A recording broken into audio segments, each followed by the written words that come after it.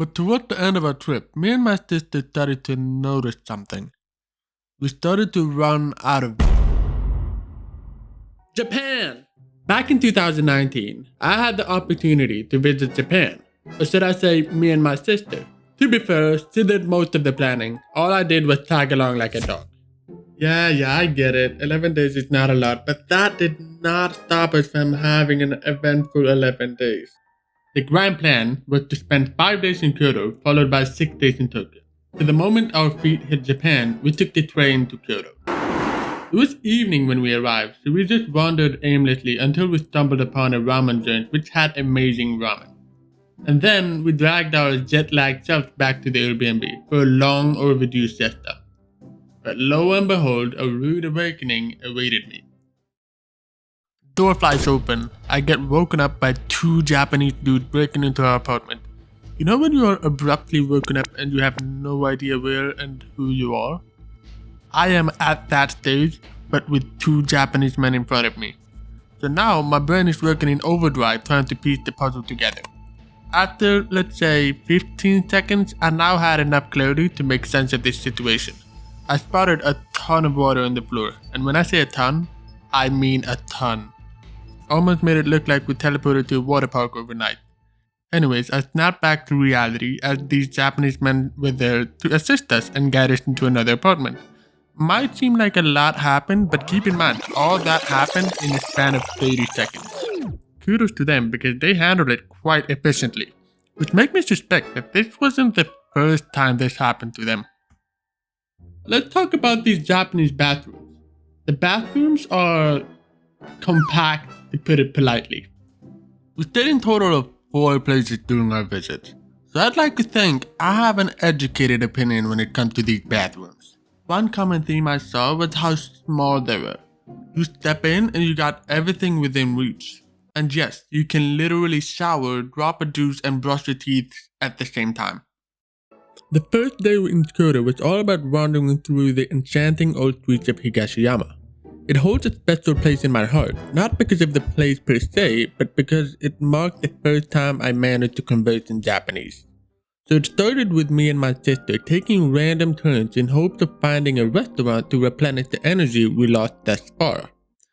Eventually, we found a somewhat hidden restaurant with a good view over the city of Kyoto. Now imagine us somehow managing to order food without a word of Japanese, just a couple of pointings and nods. But then, mid-meal, I was hit with a sudden thirst that could rival a camel in the desert. Summoning my limited Japanese vocabulary, I squeezed out a hesitant, "Before we move on, I'd like to say I'm not Japanese, so don't expect me to whip out the perfect Japanese a couple of hours into our trip." Anyways, without further ado, this is what I said. お水一杯ください. And boom, water. It might sound silly, but getting understood in another language made me feel on top of the world. The following day, we went on a mountain to hike. If you need to know one thing about me, it's that I love monkeys. So if there will be monkeys, I'm going. So yes, this mountain had monkeys. Thing is, during the hike, there were almost no monkeys in sight, but once we reached the top, there were more monkeys than humans. I even got to feed them nuts.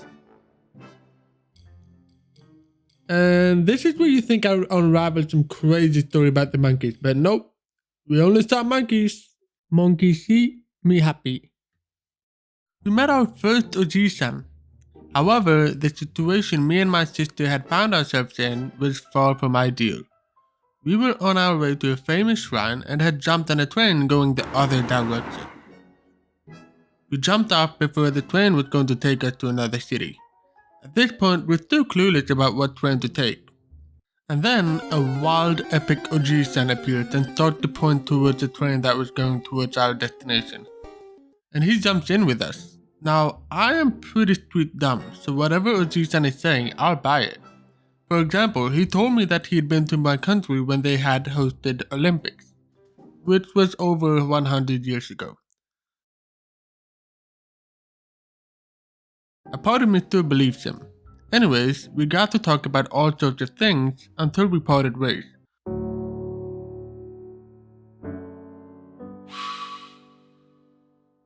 was awesome, but my sister was very alert during that whole time because she got some of that sweet IQ.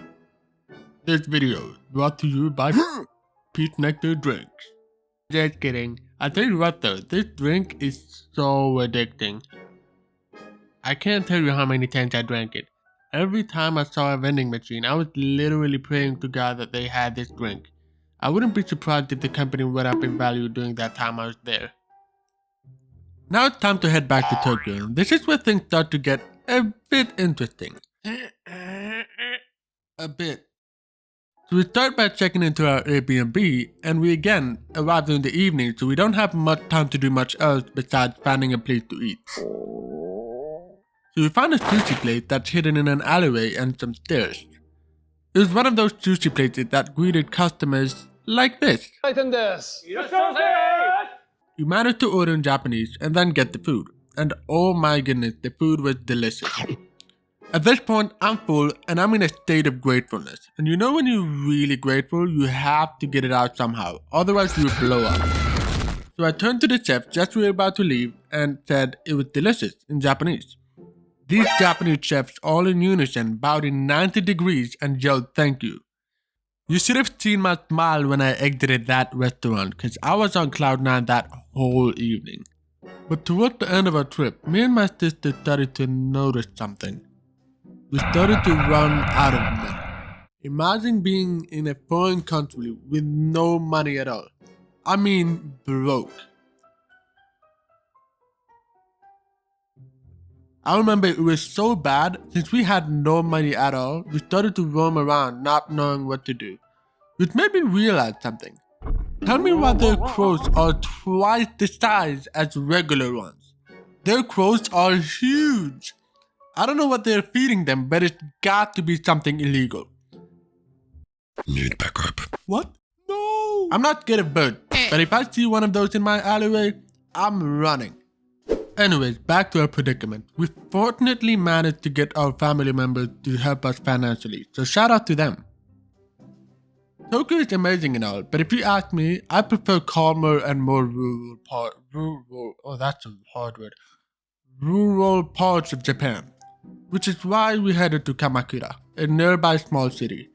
They got that big Buddha statue, amazing nature, the ocean, cool vibes, interesting street foods, and shrines. Highly recommend. Moral of the story? Bring more money than you'd expect to spend, learn a little bit of Japanese, and watch out for those birds.